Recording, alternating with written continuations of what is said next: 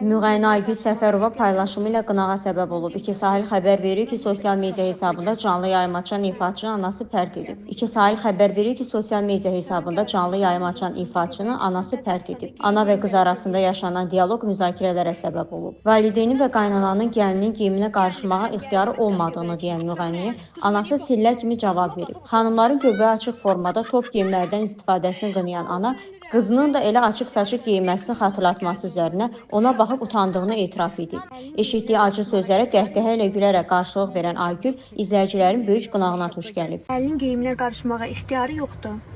Mən demirəm ki, Mən niyə belə olacam? çarşabda gəlsin. Yox, amma gəlini göbəyi çöldə olmaz.